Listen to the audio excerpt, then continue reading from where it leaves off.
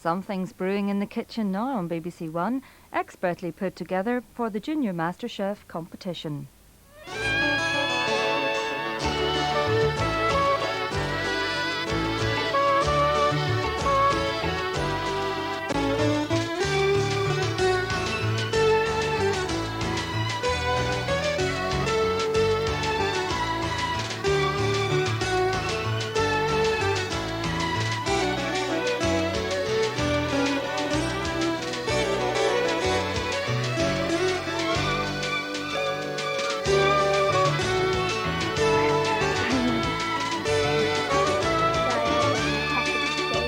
Hello again and welcome back to Junior Masterchef as we continue to sift the land, searching for Britain's best young cook. As always, our oven-ready chefs are between 10 and 15 years old. Today they all come from the northwest of England. As they chop and slice their way to that place in the semi-finals, our trio of young cooks have just an hour and a half to prepare a special two-course meal for two people, and they've got a budget of just £10. So let's meet our young cooks from the northwest.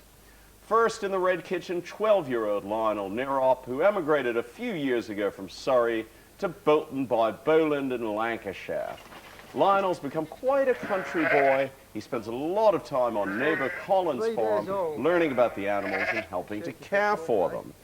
He's also become something of a horseman and has just started taking off over the jumps, with varying degrees of success. Maybe soon he'll be taking off in a small plane. For Lionel's an enthusiastic model maker, and it's surely only a matter of time until he graduates to the real thing. In the yellow kitchen, Thomas Waring, who's also 12, he comes from Southport.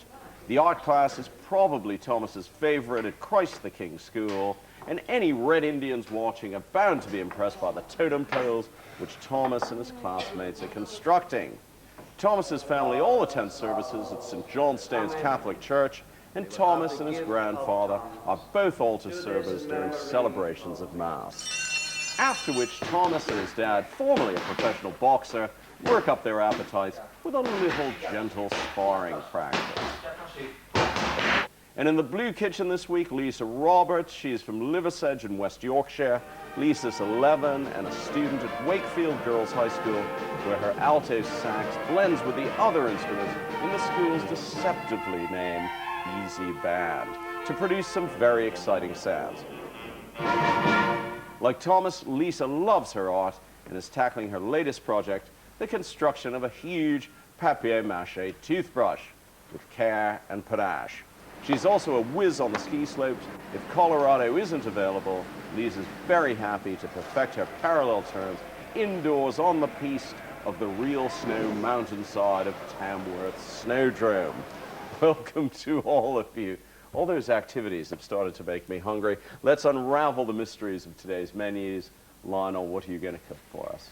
I'm cooking chicken breast with blue cheese stuffing, Brussels sprouts with walnuts and bacon, and potato fans. And for dessert, I'm cooking an almond and lemon roulade with a rich chocolate sauce. Well, I'm very pleased we're going to have Brussels sprouts. We don't get enough of them on the programme, really.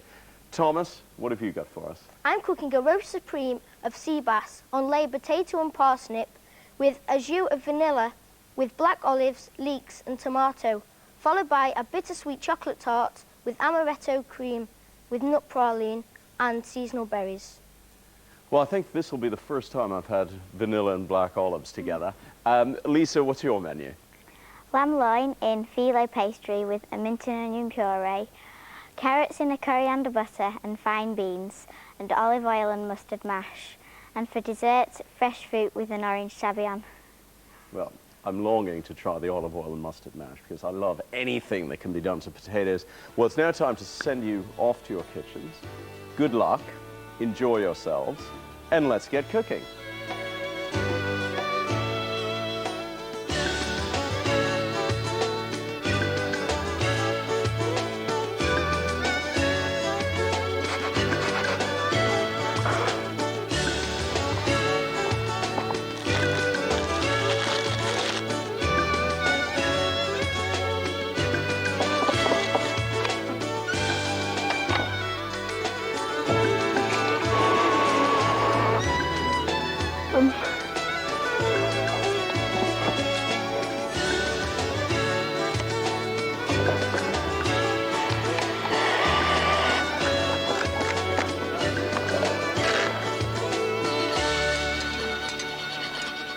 Well, it's time to meet our guest judges. First, Nigella Lawson, who's a writer and broadcaster. She reviews restaurants for The Spectator and contributes a monthly food column to Vogue. She also writes regularly for The Times. With Nigella is the man who, for more than 40 years, has fascinated and entertained children of all ages. His series Heartbeat won a BAFTA award and ran for 10 years. He is Tony Hart. Welcome to both of you. Thank you. Nigella, as someone who writes a lot about food, what do you perceive as the trends of the moment? Well, in a way, the trends of the moment have been the trends of the moment for so long, and I think that, in a way, that kind of Italianate way of cooking is here to stay, which I like. Yeah. I mean, in a sense, I always feel one shouldn't look for trends too much, because sometimes it means that's when you get less good food, because the trends become dominant. You don't just have, good cooking. But I think maybe we're moving more into Middle Eastern. We don't quite have a climate for it. That's the only thing. Yes, I mean, I noticed in New York, Robert De Niro has just opened a Middle Eastern restaurant, so that might be some sort of maybe bellwether of trendiness. I don't know. What trends have you followed, Tony? Because you got onto the ethnic food bandwagon very early by being an officer in the Gurkhas. Oh, yes, yes, a chunk of goat and a sock full of rice. Well, living in India for 3 years, I think Indian food, by and large, is excellent. Very good for you. Think of all those pulses, lovely lentils and chickpeas and things like that. And we used to have there was a strange animal, I believe we used to call it bakra. It used to live on mountainsides, rather like mouflon, sort of half goat and half lamb. When did you first really discover food? Was it at a early age? Did you start eating I come from a very adventurously? greedy family, which helps. And being the oldest girl meant that I was roped in at a very early age. But in fact, funnily enough, I liked cooking a lot as a child, but I wasn't a great eater. I was one of those children who didn't eat. It's just very hard to believe now. But I didn't really like eating until I was quite a lot older. But I was always interested in food. I think earlier I liked, hanging about the kitchen and that sort of thing. Did you remember one great moment where you suddenly thought, gosh, this is terribly exciting? A great restaurant or a great meal that changed you? Well, I don't know if it changed me, but I do know that the idea of going to restaurants would seem to me, like some people like going to the theatre, which I really hate, but I do love going to restaurants. And I remember, for my 7th birthday, asking for a treat, could I be taken to a restaurant and eat fish served by a waiter? I was taken to the Connaught, which is rather good reading of it. Excellent place to start. There is, of course, a huge relationship between what you specialise in, Tony, between art and cookery. They're both arts. And you cook Just yourself. That. Certainly I cook. I used to be really keen on terrine and pâté. I don't do so much of that now. It's very time-consuming, I find. And nowadays, I rather specialise now with one sort of dish, which is my own version of steak au poivre, which I rather like. And as long as you've got your mise en place really right, the whole thing is done in 5 minutes. Excellent. What we're going to do now is have a little tour around the kitchens. Good. Oh, lovely. See who's cooking what, ask them a few questions, and eventually we'll all meet up somewhere. So, Great. now, we shall see what Lionel's up to. I'm just stuffing my chicken breasts with blue cheese, parsley, and apricots, and a few ground almonds. Any particular blue cheese have you used? Or? I've used a local one, which is called Dovedale, and I've also used Good. blueberry. Can we see this for a minute? I'm very Yes. intrigued by this blue cheese stuffing, You've actually. left it fairly unmixed, so it's quite Yes. Dovedale has a bit of a good bit of a tang. kick to it. That'll wake a few people up. Now, what have you brought with you? Because everyone can bring in 5 items. Have I you brought anything egg exciting? separator. I have a personalised spoon somewhere, but I've mislaid it. That 3 of my friends gave me for Christmas at school. Good. Their names are Mark, Joseph, and Andrew. Anything pre-prepared? Some lemon curd for the roulade that I'm doing. Homemade? Yes. Can we see it? Yes, it's in here. Have you I got a love piece of lemon toast? curd. Yeah, I love lemon curd as well. Oh, wonderful. I'll resist the temptation to dip a finger in. No, go No, on. no, no, no, Well, no, let's I won't. just see what it's... The EC might have me. Oh, it looks jolly nice, Looks doesn't wonderful. it? I love lemon curd. Now, this is going to be a real cack-handed event while I try to put this hat back on it. Oh, there we go. Excellent. I'm used to those frilly gingham covers. I can see some of the things, the vegetables you've got in here, Thomas. What is there, apart from the carrot and the onion? Well, there's celery in there. Yes. There's leek. And It's good, isn't it? I sweated that off with a bit of butter, Yes. salt, pepper. When that sweated off, I added wine, reduced it down, and now I've just had the stock. And you're chopping up some more stuff there, some more leek there. Yeah, I put it in the sauce at the end to cook it. And what gave you the idea of adding the vanilla? I like being different, and Now what's going on here? Well- Everything's very neatly laid out. this is the potato that I've chopped, and this is going to be put into a pan with butter. And then later on I'm going to add that seasoned salt and pepper. Tommy's rumbling. And that's going to be the bed, and then I put the fish on top. Your mascots, are they? Yeah. What are they called? I haven't given them a name, it's just that my cousin gave me this one and my grandma gave me that one for good luck. Delightful. nice. I love the little hats. Chef bears. Now, those are your lamb fillets, yeah? Yeah. And what are you about to do with them? I'm about to put them in this pan, but they might spit a bit, so... So we should draw back or prepare for huge dry cleaning bills. So you've seasoned it and you're going to seal it? Yeah, Is it in lamb fat or oil, Lisa? it's in olive oil. Yep. Yes, I can smell it. It's a very technically demanding dish, this lamb fillet wrapped in filet. It must be. You haven't made your own filet, have you? No, Because no. life's too short, really. What have you brought? What But- sort of gadgets? You brought that blowtorch, presumably. Yeah, That's not one brought of ours, the is it? blowtorch, yeah. And what's the blowtorch going to be used for? It's Pudding? going to be used for my pudding, which I'm going to glaze the sabi on, and to finish off my lamb if some of the corners haven't been done. I see something on the end there. It's incredibly familiar to me, that does. Like your duck. Yeah, Is he your lucky mascot? yeah, my class bought it for me. Excellent. They all gave it to me. Pardon? Do you ever cook duck? No, I don't No, think so. you wouldn't, would you? No. No, certainly not.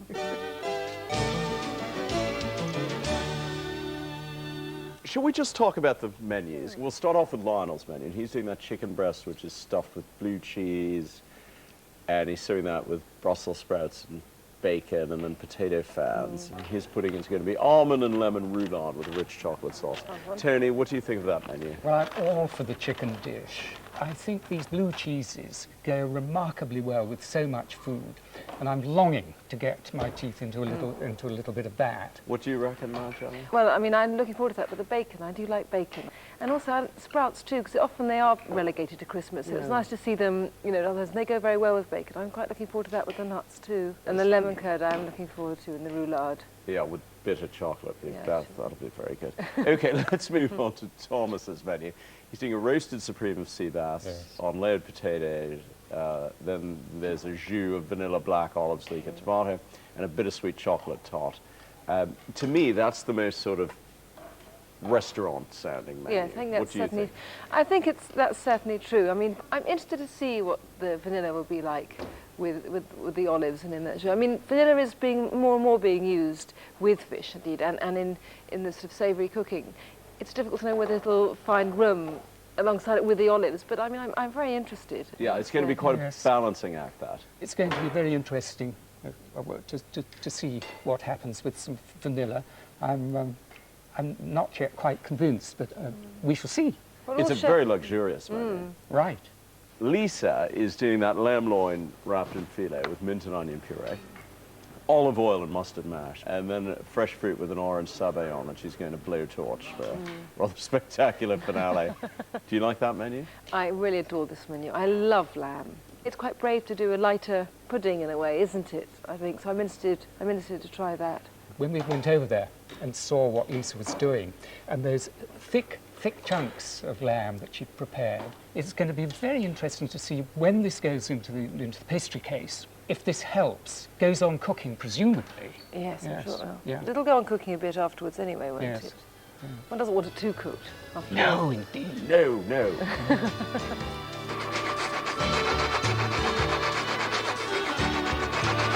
I love the way you've brought in these rather beautiful saucepans. Aren't they wonderful? Aren't they great, actually? They look like they've had a lot of good use. Yeah, they have. So what else have you brought with you, aside from these pots and pans? I've brought my own knives, Yeah. and I brought the nut praline Yeah. because so good. it's cooked at very high temperatures and I don't want to get burnt. Right. I think what you've brought that's most interesting, which we haven't seen ever on Junior MasterChef or MasterChef, are those things you're wearing on your feet. You're wearing chef's clogs, aren't Yeah. you? Do you want to display a chef's hoist a clog to foot. us? Hoist a foot. There it is, real chef's clogs. Are they comfortable? Yeah, very comfortable.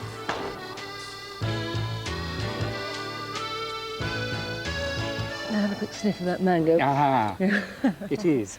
Yeah. So do you change this dish? You just change the fruit depending on what's best Yeah. at the moment. We're not peeling the nectarine. No, we right. keep the skin on. Right, much better for you. Yes, there's a lot of good in the skins of practically all fruit. I never peel fruit, and what's more, you know, I never wash it either. I know they say you should. Tell us about the Zabillon. It's going to be thick. Yeah, quite thick, yeah. And what goes into it? Sugar, corn flour, orange zest, cream, and 2 egg yolks. So is it quite strongly orange, or is it the orange just in a way as a It's- background? Just to make a flavouring, because Yeah. it says orange Zabillon, Yeah. so make it orangey. Delicious. Well, this must be the basics of your rich chocolate sauce. What makes it so rich? It has a tablespoon of golden syrup in it, 2 ounces of chocolate, so Oh, gosh, that sounds good. I'm very pleased to see Brussels sprouts. You're giving them a rather cool treatment, aren't you? I have some walnuts and some bacon in here and a little bit of oil, and I'm just stir frying them, and I'll just add it to the Brussels sprouts. Oh, I see. So you sort of use that as a dressing for Yes. the Brussels sprouts. Right, and hopefully the Brussels sprouts will not be boiled to death because they can be wonderful, can't they, when they're slightly crisp, I think. Oh, they can be absolutely fabulous. Yes. Ah, now, something exciting has just happened. The tangerine-colored 10 has appeared on the video wall, and that means there's only 10 minutes of cooking time left.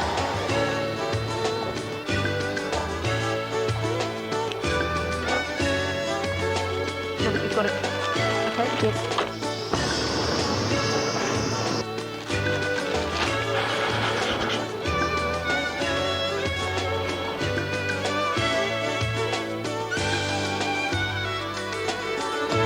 You're right, it does say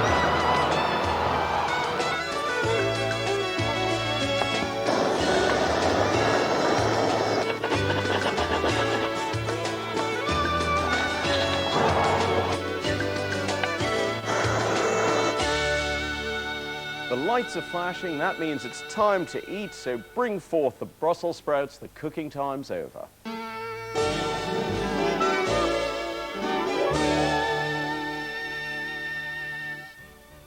In the Red Kitchen, Lionel Nirop started with a chicken breast with blue cheese stuffing, accompanied by Brussels sprouts with walnuts and bacon, and potato fans. An almond and lemon roulade with a rich chocolate sauce was Lionel's pudding.